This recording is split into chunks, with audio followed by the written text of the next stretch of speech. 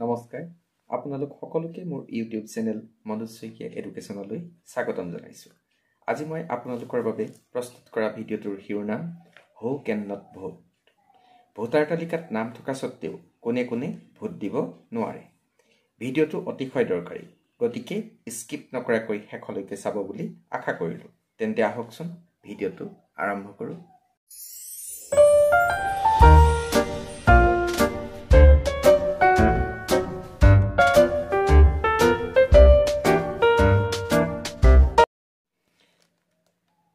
কোনে কোনে ভোট দিব নোৱাৰে সেইটো চোৱাৰ আগতে এটা ঘটনাৰ কথা শুনকচোন।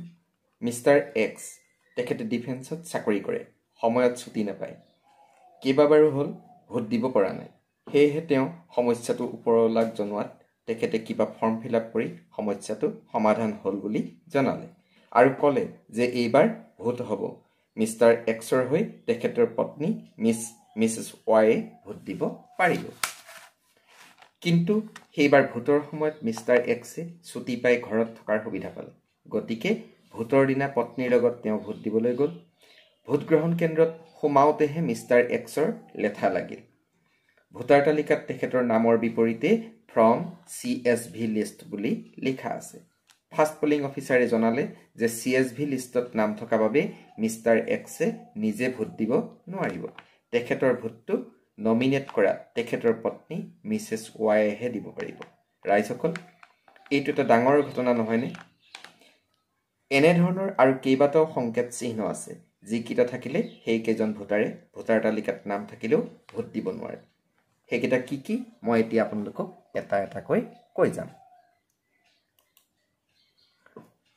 এইখন হৈছে তালিকা। এই তালিকাত থকাসকলে ভোট দিব নোৱাৰে। প্ৰথমে ই মানে হৈছে এক্সপায়াৰ্ড। এইটো হৈছে ই মানে হৈছে এক্সপায়াৰ্ড। কাৰোবাৰ নামৰ বিপৰীতে থাকিলে তেখেত এক্সপায়াৰ্ড বা মৃত্যু হৈছে, গতিকে তেখেতে ভোট দিব নোৱাৰে। দ্বিতীয়তে আছে আৰ মানে হৈছে ৰিপিট। কাৰোবাৰ নামৰ আৰ চিহ্ন থাকিলে নামটো ৰিপিট হৈছে, অৰ্থাৎ দুবাৰ লিখা গৈছে, গতিকে ভোট দিব নোৱাৰিব। আৰ নথকা নামটোৰে পাৰিব, আৰ থকা নামটোৰে দিব নোৱাৰিব। 3 নম্বৰত আহিলে ডি অৰ্থাৎ ডাউটফুল।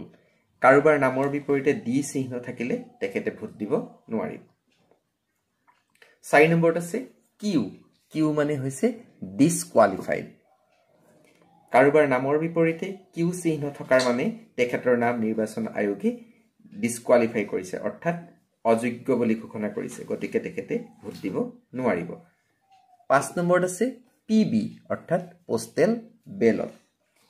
কাৰোবাৰ নামৰ বিপৰীতে PB চিহ্ন থাকিলে ব্যক্তিজনে মেচিনত ভোট দিব নোৱাৰিব, কাৰণ তেখেতে পোষ্টেল বেলটৰ যোগেদিহে ভোট দিব পাৰিব। মই এজন চৰকাৰী কৰ্মচাৰী হোৱা হেতুকে পোষ্টেল বেলটৰ আবেদন কৰিছিলোঁ, গতিকে মই ভোটৰ দিনা ভোটগ্ৰহণ কেন্দ্ৰত ভোট দিবলৈ গ'লেও মোক মেচিনত ভোট দিবলৈ নিদিব। ইয়াৰ পাছত আহিলে 6 নম্বৰত আহিলে ফ্ৰম CSV লিষ্ট।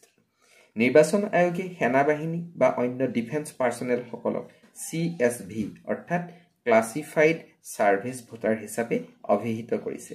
তেখেতসকলে নিজৰ ভোটটো পৰিয়ালৰ অন্য ব্যক্তিৰ দ্বাৰা দিয়াব পৰাৰ ব্যৱস্থা নিৰ্বাচন আয়োগে কৰি ৰাখিছে।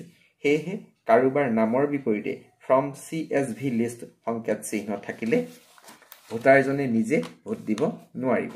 তেখেতৰ ভোটটো পৰিয়ালৰ যিজন সদস্যৰ নাম নমিনেট কৰা আছে তেখেতেহে দিব পাৰিব। এইকেইটা সংকেত চিহ্ন থকা ভোটাৰসকলে ভোট দিব নোৱাৰিব। ভিডিঅ'টোৱে আপোনালোকক উপকৃত কৰিব বুলি আশা কৰিলোঁ। শেষত আপোনালোকৰ সুস্বাস্থ্য কামনাৰে মনোজ শইকীয়া। ধন্যবাদ।